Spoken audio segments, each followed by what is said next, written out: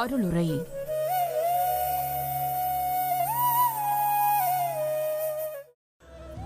நம்முடைய நாட்டை, சமூகத்தை, சமுதாயத்தை பாதுகாப்பதற்கு இறைவனுடைய அருள் என்பது மிகவும் தேவை.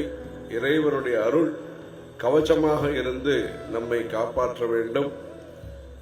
அந்த காப்பாற்றுவதற்கு நமக்கு கவசமாக இருப்பதற்கு கந்தசஷ்டி கவசம் முதற்கொண்டு அனைத்து கவசத்தையும் நாம் படித்து பயன்பெற வேண்டும். இது போன்ற ஒரு நிகழ்ச்சியை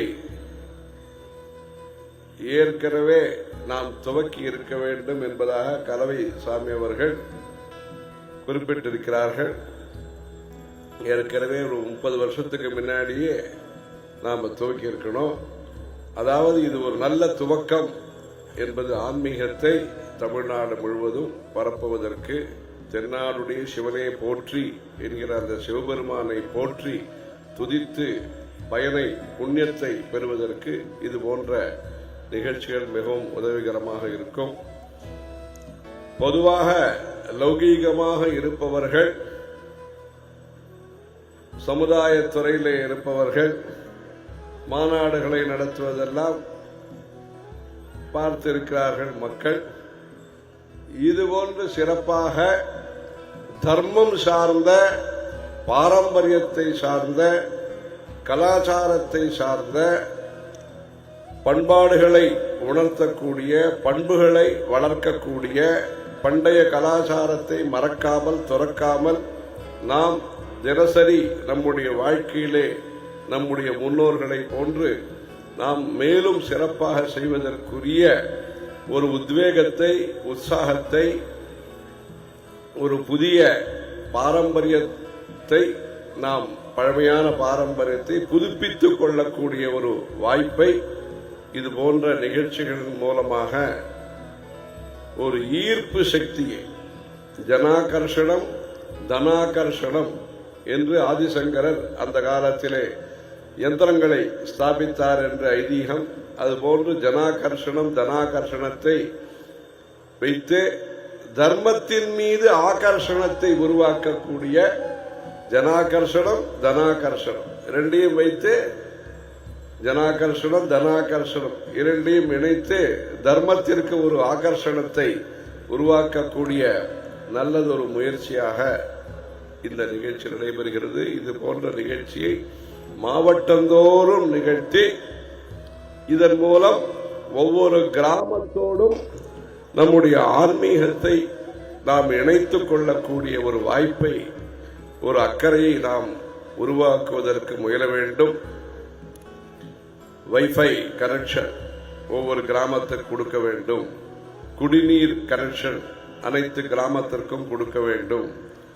பிரசவ ஆஸ்பத்திரி மருத்துவ வசதிகளை அனைத்து கிராமங்களுக்கும் கொடுக்க வேண்டும்.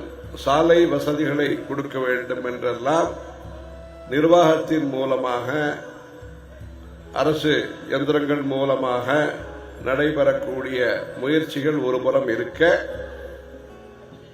தர்மத்தோடு, நம்முடைய கலாச்சாரத்தோடு, நம்முடைய ராமாயணம், நம்முடைய மகாபாரதம், நம்முடைய தெருக்கூத்து, நம்முடைய நாட்டியங்கள் அனைத்தையும் நம்முடைய மக்கள் தெரிந்து கொள்வதற்கு, அதன் மூலம் ஒரு அனுபூதியை, ஒரு தெய்வீகமான அனுபவத்தை பெறுவதற்கு இது போன்ற ஒரு மாநாடுகளை பிற மாவட்டத்திலேயும் நடத்த வேண்டும் என்கிற ஒரு எண்ணத்தை உருவாக்கக்கூடிய மாநாடாக தமிழ்நாட்டிலே இந்த வேத, ஆகம, தேவார, கலாச்சார, ஆன்மீக மாநாடானது ஒரு நல்ல ஒரு எண்ணத்தை உருவாக்கி இருக்கிறது.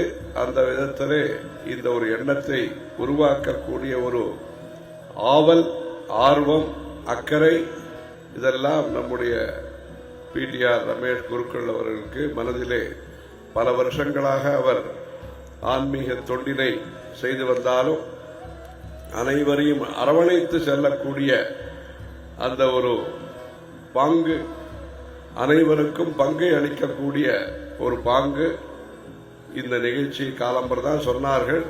அதை அனைத்து தினசரி பத்திரிகைகளிலேயும் அதை தெரியப்படுத்தி அதிலே அந்த கோவிலை சார்ந்த அனைவருக்கும் ஒவ்வொரு பத்திரிகை மூலமாக அனைவருக்கும் அதிலே வாய்ப்பை அளித்து இது போன்ற ஒரு தலைமை பண்புகள் என்பது, தலைமை பண்பு என்றால் எல்லாரும் அடக்கி வைக்கிறதுன்னு இல்லை, எல்லாரும் அரவணைத்து சென்று அனைவருக்கும் கௌரவத்தை அளித்து, அனைவருக்கும் ஒரு மரியாதை அளித்து, அனைவருக்கும் சந்தோஷத்தை அளித்து, அனைவருக்கும் வாய்ப்பினையும் அளித்து இப்படி செயல்படக்கூடிய அந்த ஒரு நல்ல பண்புகள் மூலமாக இந்த சிறந்த சிவபூஜை என்பது நடைபெற்று வருகிறது. இன்றைய காலை நிகழ்ச்சியிலே முக்கியமாக நாம் சிவபூஜையை பற்றி சிந்திக்க வேண்டும். தர்மத்தினுடைய பலம் என்பது அந்த உபாசனையின் மூலமாக நமக்கு கிடைக்கிறது. அந்த உபாசனையை அந்த ஆகமங்கள் என்ன இருக்கின்றனவோ, குறிப்பாக சைவ ஆகமத்திலே காரணாகமம், காமிகாகமம், மகுடாகமம் போன்ற 28 ஆகமங்களின் மூலமாக ஆகமார்த்தந்து தேவானாம் கமனார்த்தந்து ரட்சசாம் குருவே கண்டாரவந்தத்ர தேவதா ஆஹ்வான லாஞ்சனம். ஆகமார்த்தந்து தேவானாம், அங்கு இருக்கக்கூடிய வானிலே இருக்கக்கூடிய தேவர்கள் நம்முடைய பூ உலகத்திற்கு வந்து நமக்கு வேண்டிய மழை, நமக்கு வேண்டிய ஆரோக்கியம், நமக்கு வேண்டிய செழிப்பு, நமக்கு வேண்டிய செல்வம், குழந்தை செல்வம் உட்பட வம்ச விருத்திகராய நமகா என்று பெயர் முருகப்பெருமானுக்கு. இப்படி அனைத்து செல்வங்களையும் தனம் தரும், கல்வி தரும், ஒரு நாளும் தளர்வரியா மனம் தரும், நல்லன எல்லாம் தரும். என்ன கேட்கணும்னு கூட நமக்கு முழுமையா தெரியாது.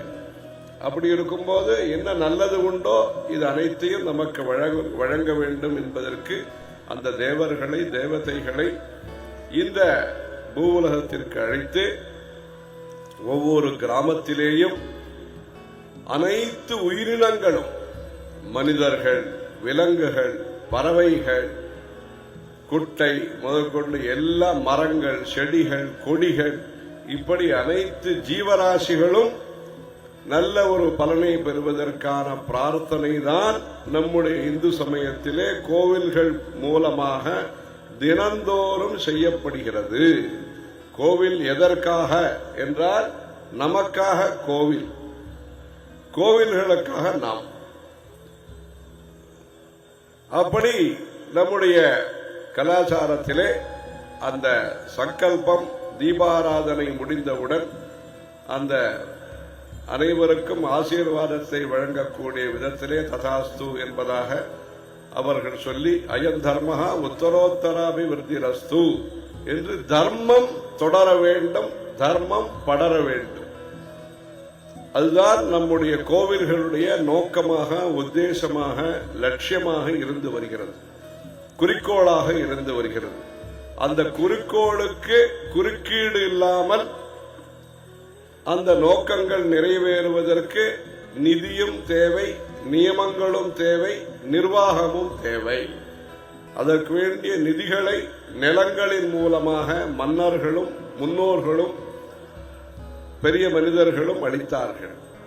ஆகவே அந்த நிலத்தின் மூலமாக, சொத்துக்களின் மூலமாக நல்ல வருவாய் கோவிலுக்கு கிடைக்க வேண்டும். நியமங்கள், அனைத்து கோவில்களிலேயும் நியமங்கள்,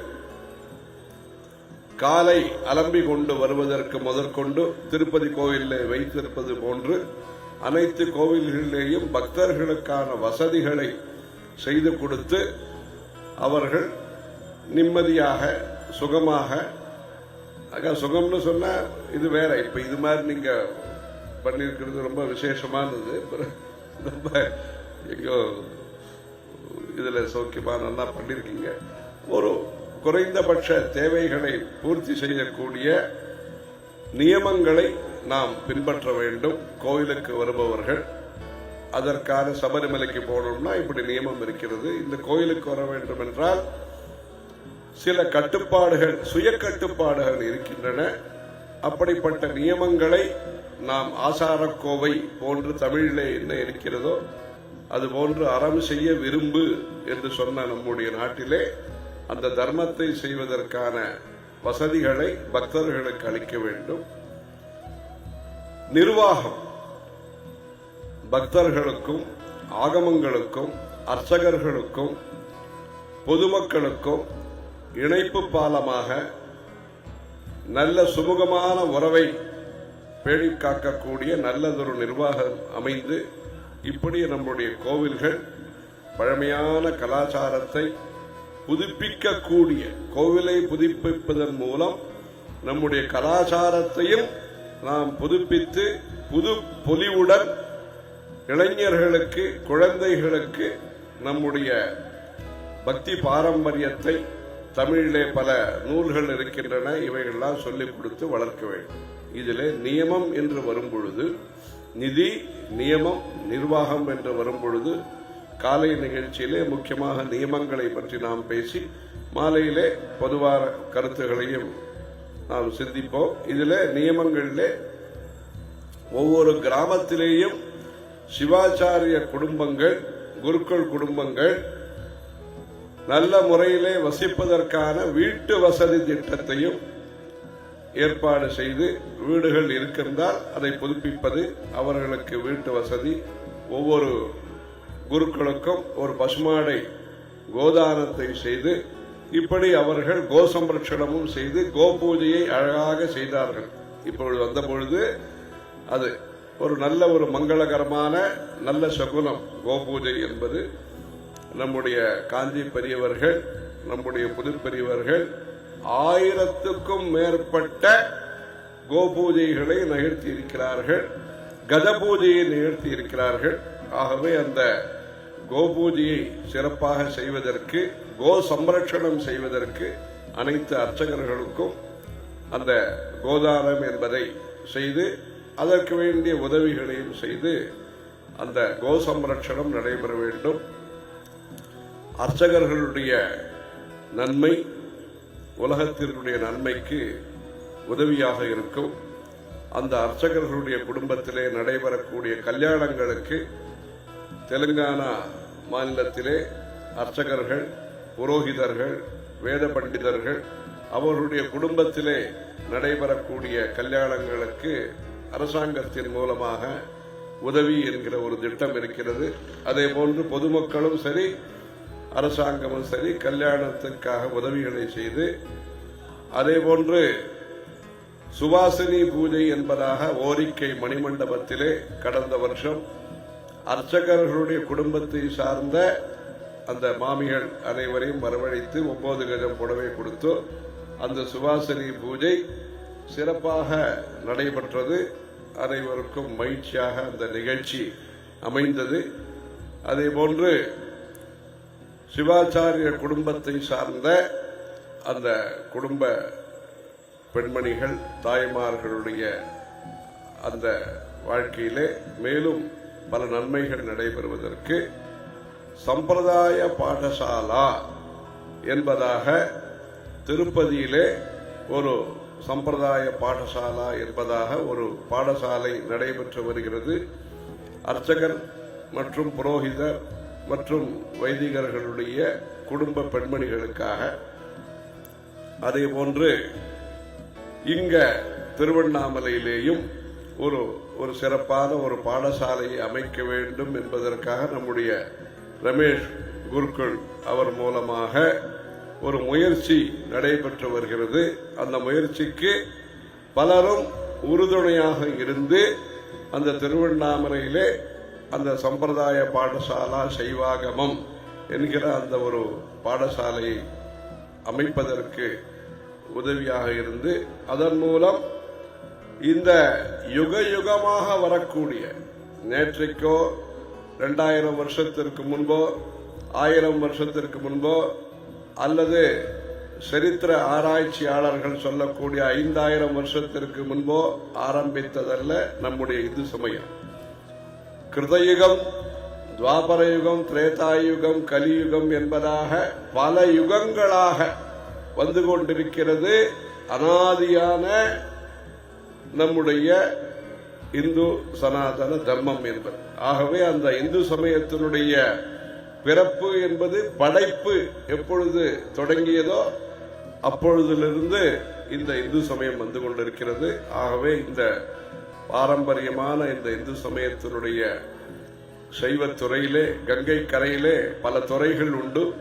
அதிலே இந்த சைவத்துறை என்பது மேலும் சிறப்பாக விளங்குவதற்கு பல பாடசாலைகளை காஞ்சி சங்கர மடமானது நடத்தி கொண்டு வருகிறது.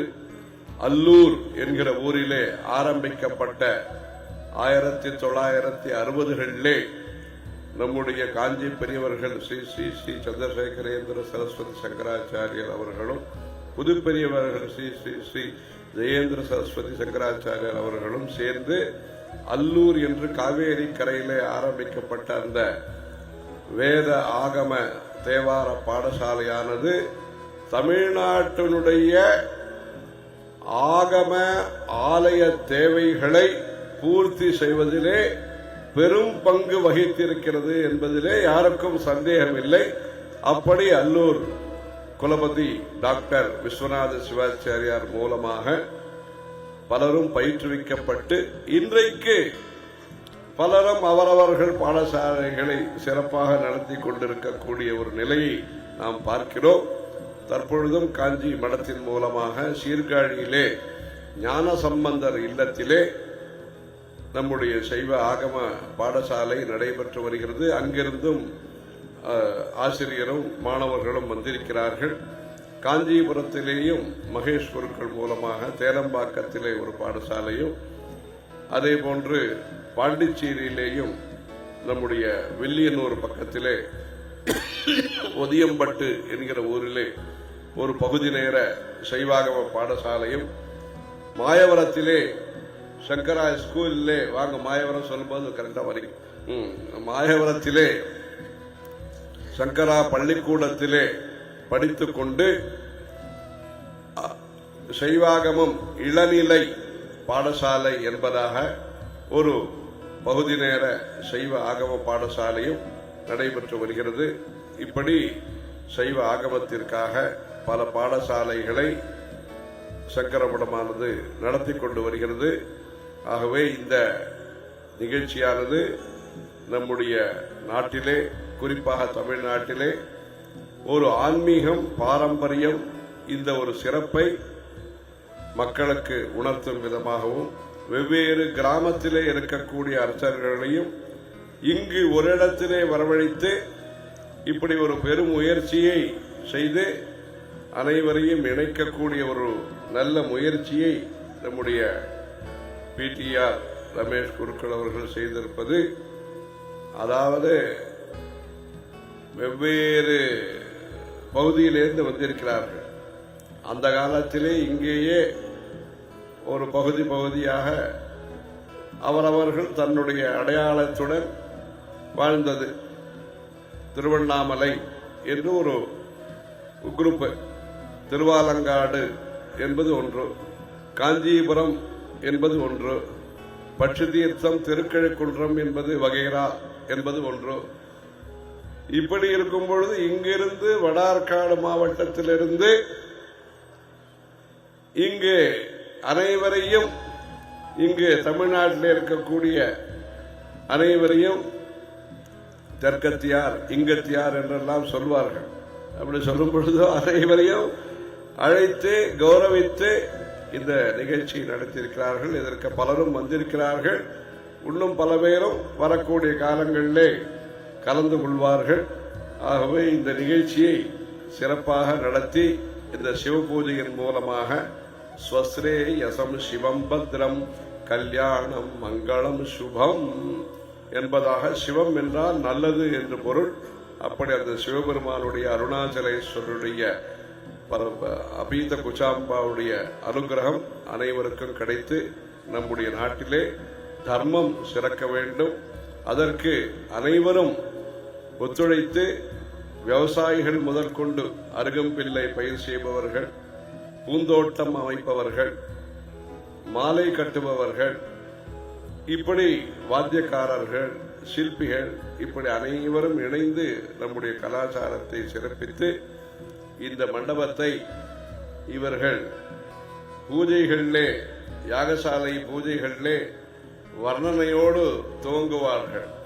சாஸ்திரஸ்தம்ப மண்டபாய நமஹ என்றெல்லாம் சொல்லி நம்முடைய யாகசாலை பூஜை நிகழ்த்துபவர்கள் அவர்கள் எதை உச்சரிக்கிறார்களோ அது போன்ற ஒரு அழகான ஒரு மண்டபத்தை இந்த சிவபூஜைக்காக நிர்மாணம் செய்தது, புதுப்பித்தது ரொம்ப சிறப்பு.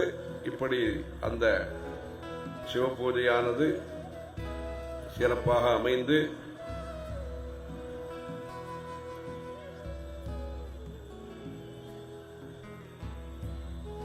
அந்த சிவபெருமானுடைய அருள் அனைவருக்கும் கிடைத்து அதன் மூலம் வறுமை, வறட்சி, விரோதம் அந்த மூன்றும் நீங்கி சுமூகமான ஒரு நல்ல சூழ்நிலை மக்களுக்கு ஏற்பட்டு நம்முடைய பாரத தேசமும் சரி, தமிழ்நாடும் சரி, புதுச்சேரியும் சரி, இப்படி அனைவரும் நல்ல முறையிலே சிறப்பாக விளங்குவதற்கு தர்மத்தை மேலும் மேலும் சிறப்பாக நம்முடைய அர்ச்சகர்கள் மூலமாக திருநூறு பூசுவதிலிருந்து ஆரம்பித்து பக்தர்களுக்கு தேவையான அனைத்து நல்ல பண்புகளும் வளர்ந்து தர்மம் வளர்வதன் மூலமாக தர்மோ ரட்சதி ரட்சிதா என்று அந்த தர்மம் சிறப்பதற்கு அருணாச்சலேஸ்வருடைய கிருபையை அனுகிரகத்தை பிரார்த்திக்கிறோம். தென்னாடுடைய சிவனே போற்றி, எந்நாட்டவர்க்கும் இறைவா